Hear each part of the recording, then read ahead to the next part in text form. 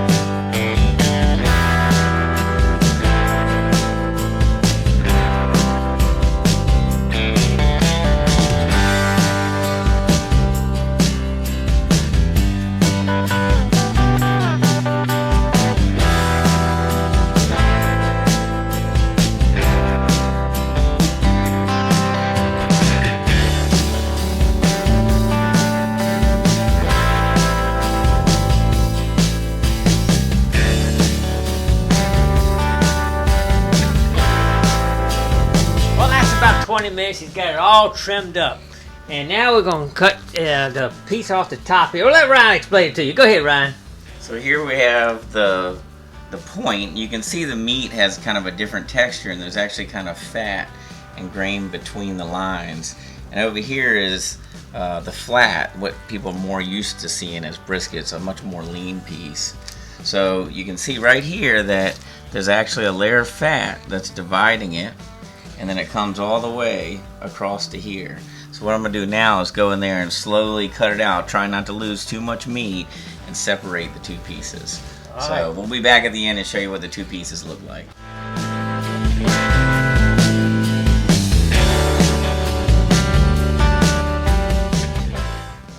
Bam, and it's separated. Now, Ryan, I got to ask my son Ryan, what is the best piece of meat out of that brisket there? Which one's the best piece? Oh, I personally like this piece better, and you only get this if you buy the whole Packer's brisket. Typically when people buy a brisket at the store, they just get this flat part. But this has marbling in it that just, when you cook it right, it's got a great fat and meat mix. So it's a really good flavor. If people went to the store to buy a brisket, they would sometimes they would just be buying this piece here. Right. This is the flat. That's called what you the flat. normally get. Gotcha. But we bought the whole package brisket, so we get this extra piece right here. That's gonna be the good stuff. Look at the marbling inside of that. See the marbling going through it? That looks really good. Marbling, Ryan. Alright, here's a flat and the point underneath right here, and this is a total meat we got. 8 pounds, 13.1 ounce. We actually got just a slight bit more of meat than we got fat. Isn't that amazing how much goes on that? Unbelievable.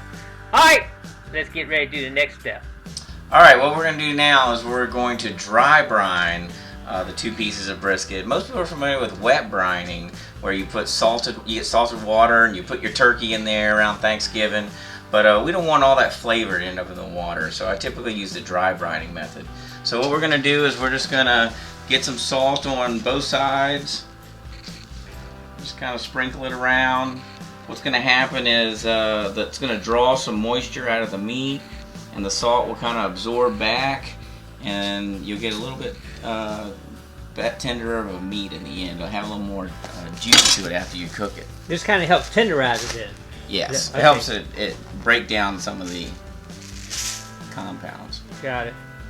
Alright, well, we're going to do this here. We're going to get in the refrigerator. How long is it going to stay in the refrigerator, Ryan? We're going to keep it in the refrigerator for about 24 hours. So we'll smoke it tomorrow around lunchtime, and then the following dinner is when we're actually going to have it for dinner. 2.5 days of cooking. Alright, this is going in the fridge now for 24 hours, and tomorrow we'll get you updated on the next step. Alright, stay tuned. Alright, we've had the old brisket in the refrigerator for 24 hours now with a salt coating on it. And the next step, we're getting ready to do some seasoning. Anyway, let's let Ryan take over and show you what's going on. Alright, Ryan.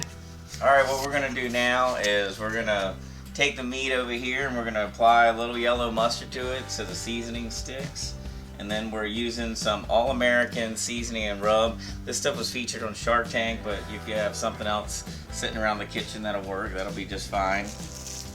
Boy, that looks pretty. Look at the marbling in that. Doesn't that look beautiful? Man, I love it. So this is the point that we talked about before. That's going to be the most tender piece right there, right? They're the most flavorful. Yeah, it's going to be just fat marbled all in it. Because you have the fat marble, it'll get a lot more flavor. Now what this is going to do is help the, it does have a little flavor in the mushroom, but it also helps the season stick to it too. You saw that on one of my previous videos, kind of did the basic same process when I was cooking it. That thing is going to be good. And we still have, how many hours? Well, go ahead and tell them about the process we're getting ready to do. We're getting ready to go smoke it on the Weber Smoky Mountain is what we're using. And then we're going to do that for like 3 hours. That's just 3 hours on that. And then we're going to go and bag it up and use the sous vide method that we talked about in the last video. And that's going to be for how long? And that's going to be for about 24 hours. Another day. This is a long process right here. So this is just the smoking part's just to get a little smoke flavor into it before we start the sous vide process to cook it and tenderize it up. All right. Getting going on the season. We'll do the same process on this right here, and then when we get ready to put it on the grill, we'll show you the process on that. All right, stay tuned. All right, my son likes to use a very special grill here, and he brought it from home just for this cooking this brisket. So let me let him tell you about this special grill we're getting ready to use. All right, this is a Weber Smoky Mountain. You can get these at most of your big box stores. We actually have filled it with lump charcoal and pecan wood to do the smoking. Now, why are you using pecan, Ryan? I like the flavor of pecan. I mean, you can also use hickory or oak, apple, cherry.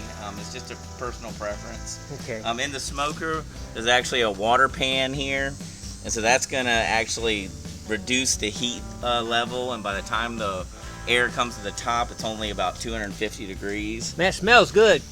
Man, the smoke smells good. So we're deflecting the direct heat from the charcoal. That's the purpose of that. So now what we're gonna do is we're gonna lay the bottom grill in here. And I'm actually gonna put the smaller piece down on the lower one because the lower grate's a little smaller. So we're just gonna set that there. Oh, it's got 2 grates in it. Gotcha. And then we're gonna put another one right here on top. Oh, I see now. And then we're gonna lay the flat right here on top. Man, It's perfect. Oh, that's perfect there, man. Woo, that's smelling good. I tell you that. I love the smell of that smoke. All right, so we're gonna close it up. And this will go for about 3 hours. And the only reason we're doing this is to get some flavor into it before we sous vide it, correct? Yeah, we want to get that smoke, ring, and flavor all on the meat. So now we're gonna have that good smoke flavor into it before we cook it in the sous vide process, which you'll see in just a little bit. All right, it's been about 3 hours. We're going to, ooh, look at that. We're checking it out now. That looks pretty good, man. Looks like it's got a nice smoking going on. And that's the flat, and that's the point down there. So it looks like it is definitely browned up pretty good. Hopefully that's a nice smoke ring on it right there. All right, we'll get ready to transfer it to the sous vide cooler in just a little bit. It looks beautiful right now. I mean, it looks like it's ready to eat, but of course it's not. This is probably so tough you couldn't eat it right now. That's why we gotta run it through the sous vide for 24 hours at a certain temperature. What temperature we're gonna run it at, Ryan? We're gonna do 155 for about a day. 155 degrees for 24 hours. Amazing. All right, we're gonna just bag this up in a sealer meal thing here, get it sealed up, and I'll show it to you when we get it in the cooler.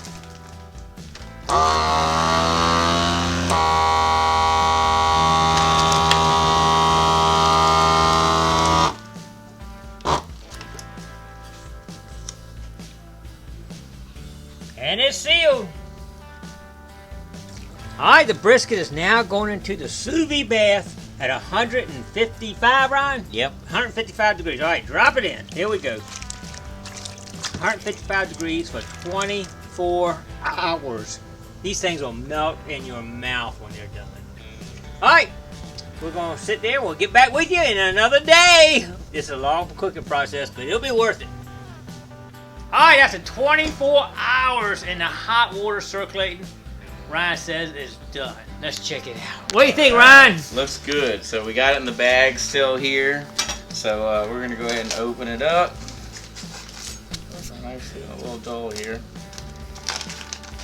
All right, it smells good. I know that. I can smell it. Actually, while he was cooking, amazing you can smell it while it's cooking. It was in the garage, and actually the smell of that smoke was permeating the air. It smelled really good. But you wouldn't think it could do it like that, but you could. You can still smell it. Oh, look at that. Let's go down and take a whiff. Oh yeah, it smells good. And that's the point right there, right? That's the point. That's the point right there. That should have you saw the marbling going through that and everything. So that should be a really, really juicy piece there, man. And we're pouring off the juice because when we slice it, we're actually going to toss the meat back in that juice that it cooked in. All right, this juice came off of it so right we want to save that. We're saving that. We're going to put that back on the meat after we slice it up. Now, are you going to put it on the grill at all now, or? Yeah, I think we're going to throw it on the grill for a minute because it's a little moist on the outside. I'm going to dry up the outside a little bit. Just a little bit. Okay. So we're going to go do that right now. All right, let's take it out here and throw it on the grill just for a couple minutes to firm the outside of it up a little bit. All right, here we go. All right, here we go. Let's throw it on the grill. It's hot too, baby. It is hot, hot. That thing has been cooking now. We've been messing with this thing for how long? 2 days now? This thing better be good, Ryan. I'm hoping it's going to be excellent. Well, we're getting a little bit of smoke coming out of that thing. All right, we'll let it cook up there just a little bit and dry that outside out a little bit. All right, one of the final steps before we do some cutting right here. We're going to stick it on the grill here to get it off the grill. And got little black lines on there from the grill. Like I said, just a little bit. Heat it up a little bit. You see the little lines on there and get a nice little crosshatch here. And kind of just firmed it up a little bit outside meat after being in that bag for 24 hours. All right, we're ready to take it and do some slicing. I can't wait to see this thing slice.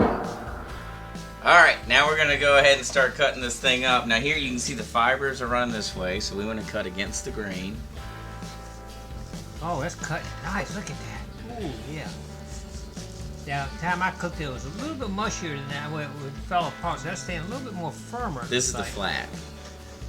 Right. But it's sliced up nice, and it is definitely done. Nice.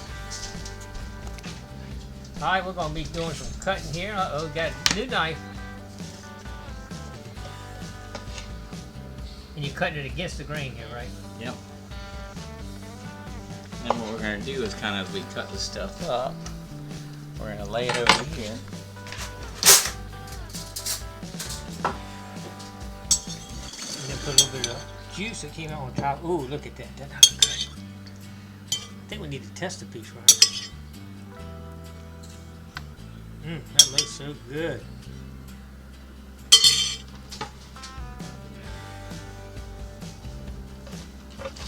Alright, we'll go ahead and slice it all up, and we'll get back to you after we get it all sliced up, juiced up, and ready to eat. Stay tuned.